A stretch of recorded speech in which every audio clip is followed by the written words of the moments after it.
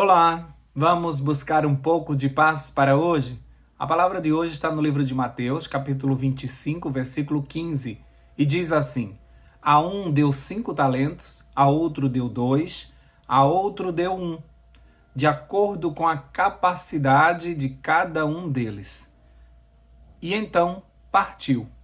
Essa parábola, na verdade, está exemplificando o nosso Deus. Esse homem é o próprio Deus que distribuiu talentos a cada um de nós. O que menos recebeu, recebeu 1 talento, mas ninguém ficou sem nada.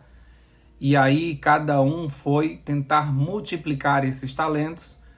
Apenas um ficou com medo, esse que recebeu pouco, ficou com medo e guardou até que seu senhor voltasse para lhe entregar. Mas o que eu quero falar com vocês é a diferenciação de dons e talentos. Ontem eu falei para vocês sobre os dons espirituais. E como o meu público é cristão, eu posso misturar dons e talentos. Porque para nós, todos os dois vêm de Deus. Mas se a gente for olhar humanamente, existe uma diferença entre dons e talentos. Então, se eu te perguntar, existe diferença entre dons e talentos? Poderíamos responder sim e não. Ou seja, se formos separar os seres humanos como cristãos e não cristãos, então a resposta seria sim. Tem diferença para os não cristãos. Como assim? Talentos, ao pé da letra, na definição dos dicionários, são as habilidades naturais, tantas inatas quanto desenvolvidas, que podem ser possuídas por qualquer pessoa, cristã ou não. Já os dons espirituais são habilidades concedidas pelo Espírito Santo, exclusivamente a cristãos com o propósito de edificar a igreja e servir a Deus. Agora, se eu falo para um público cristão, só para um público cristão, eu posso dizer que a resposta para a pergunta existem diferenças entre dons e talentos seria não, não tem diferença. Uma vez que na parábola registrada lá em Mateus capítulo 25, versículo 14 a 30, aquele homem que distribui os talentos é o próprio Deus.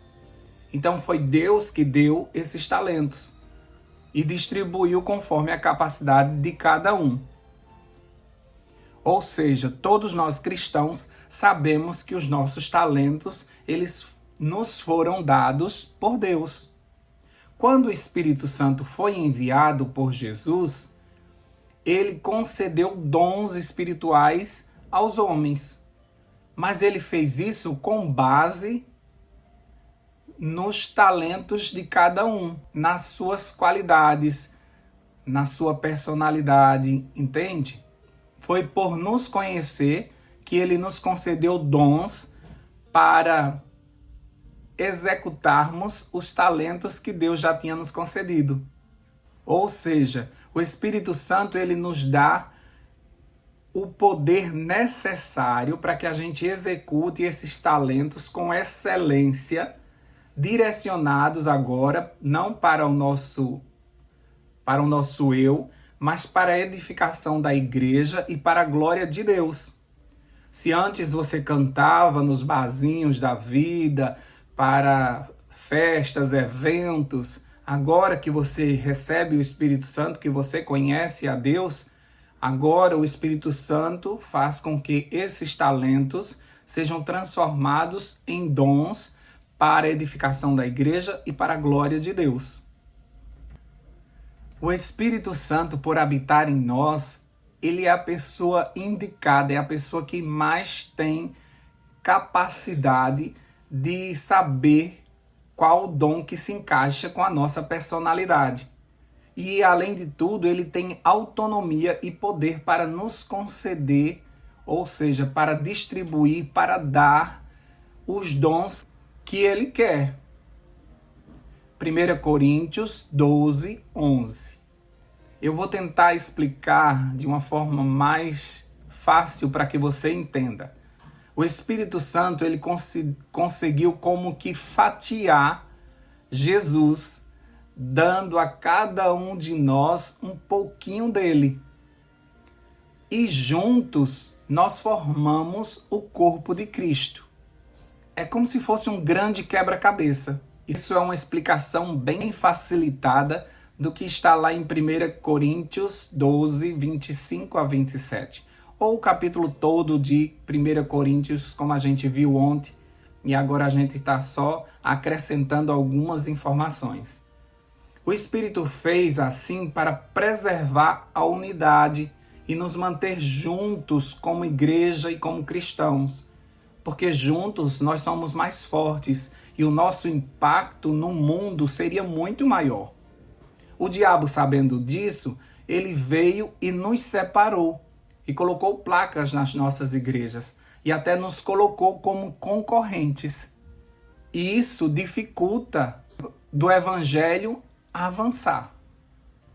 Os dons, eles nunca serão para o nosso crescimento unicamente, ou para trabalharmos sozinhos, ou descobrimos algo e agora nós vamos abrir uma igreja.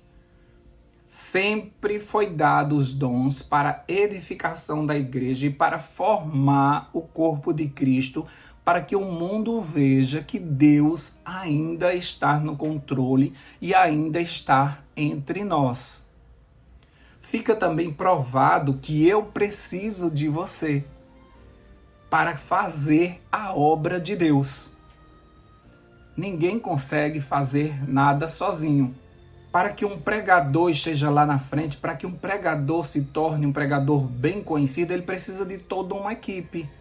Não adianta ele se preparar, ele pregar, se ele não tem quem receba as pessoas na porta, quem conduza a programação, quem organize tudo para que ele esteja lá. Os discípulos estavam com essa dificuldade, eu falei isso para vocês ontem, de pregar e ao mesmo tempo dar assistência às pessoas. Então eles criaram os diáconos, pessoas cheias do Espírito Santo, para ajudá-los. Enquanto eles serviam o povo, eles se concentravam na oração e no estudo da palavra. Essa ideia veio lá do deserto, quando Jetro disse a Moisés que estava muito pesado o cargo dele, que ele precisava dividir isso com as pessoas. E aí ele fez chefes de 1000, chefes de 100, chefes de 50, chefes de 10, e somente as coisas que eles não conseguiam resolver, eles passavam para Moisés. Então, com isso facilitou. Então, para que Moisés fosse um grande líder, a gente não percebe, mas existia uma turma de anciãos que cuidavam dele, que cuidavam do povo. Não era só Moisés que cuidava do povo. Por isso que ele conseguia se manter calmo, por isso que ele conseguia somente ficar com as tarefas mais pesadas. Mas é porque tinha uma equipe que resolvia todas as outras. Nós somos um corpo, um quebra-cabeça, nós precisamos uns dos outros.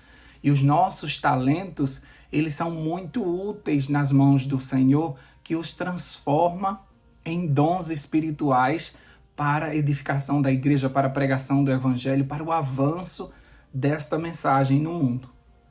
E para concluir, Paulo ainda nos aconselha a escolher o melhor dom. Mas como assim? Não é o Espírito que dá os dons? Como é que Paulo chega a nos aconselhar isso?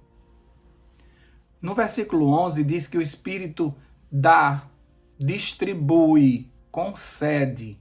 Não quer dizer que você pegou. Não quer dizer que você vai aceitar. Por mais que ele te dê o melhor dom para você, você pode não aceitar. E você pode querer o dom do outro. E você pode passar a vida desejando o dom do outro. Ou se esforçando para fazer aquilo que o outro aqui tinha capacidade, mas você fica lá se esforçando e você vai empurrando aquilo com a barriga, mesmo com todo o esforço do mundo. Por isso que Paulo aconselha que você escolha o melhor. O que é escolher o melhor? Eu te mandar para uma loja e dizer assim, escolhe uma roupa para você. E você vai lá e prova algumas e você escolhe o quê? A melhor, a que se encaixou melhor com você, não é? A que ficou melhor no teu corpo. Aí você diz, eu quero essa. Então, se eu também fosse escolher, eu escolheria essa, porque ficou perfeita em você. Então, o Espírito Santo também escolheu uma que fica perfeita em você, porque ele te conhece muito bem e ele preparou um dom para você conforme os teus talentos, conforme as tuas qualidades, conforme a tua personalidade. Então ele escolheu esse para você, ele te deu esse, mas você pode não escolher. Por isso que Paulo te aconselha, escolha o melhor. Porque você fazendo aquele que se encaixa com você, você vai fazer com prazer, vai ser muito bem feito, como eu te falei ontem na última mensagem. Então por isso que Paulo nos aconselha a sempre escolhermos o melhor. E fazendo isso, certamente nós estamos escolhendo aquele que é segundo a vontade de Deus. Pois Deus nunca vai passar por cima das qualidades, talentos e até mesmo do caráter que Ele forjou em você. Ele não vai passar por cima disso que Ele colocou em você, como um ser único que você é. Então procura os melhores dons para você, aqueles que se encaixam com você, para que você seja uma peça importante no reino de Deus, para que você seja um contribuinte para a edificação da igreja e do corpo de Cristo, para que você seja uma bênção, para que você não vá atrapalhar, para que você não faça as coisas de forma torta, de forma limitada, por você não ter a capacidade para aquilo ali. Então seria bom que cada um tivesse bem encaixado, né? Aí o corpo de Cristo seria perfeito e nós avançaríamos muito. E quem sabe a gente já estaria em casa, porque cada um estaria fazendo a sua parte com excelência, segundo o Espírito lhe concedeu. Vamos orar mais uma vez para que Deus junte os nossos talentos com os nossos dons e nos dê o poder que precisamos para pregar ao mundo a mensagem que Ele colocou no nosso coração. Deus querido, nós te agradecemos por mais um dia. Nós te agradecemos pelas misericórdias renovadas. Te agradecemos porque nós temos uma parte nesse corpo de Cristo. Não somente temos uma parte, mas nós precisamos das outras partes para juntos formarmos esse grande quebra-cabeça que se chama Cristo Jesus.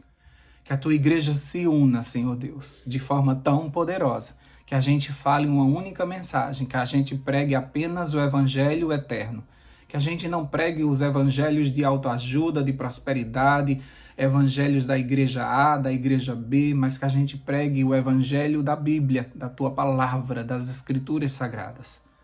Ajuda o teu povo a despertar para isso.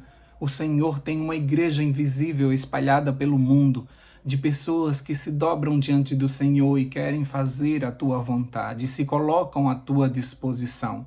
E não pregam uma placa de igreja, mas elas pregam o evangelho eterno. Ajuda para que essas pessoas se encontrem, para que elas se unam, para que juntos nós formemos esse corpo poderoso para dizermos ao mundo que ainda existe um Deus entre nós e que a vontade dele deve prevalecer e nós precisamos contribuir pregando este evangelho, avisando, acordando as pessoas, despertando o mundo para se prepararem para esse encontro com o Senhor nos ares. Dá-nos uma semana abençoada, cheia de boas notícias e ajuda-nos, Senhor Deus, para que usemos durante essa semana os dons que o Espírito Santo nos concedeu. Oramos agradecidos desde já, em nome de Jesus. Amém, amém e amém. Paz para hoje é o que eu desejo para você.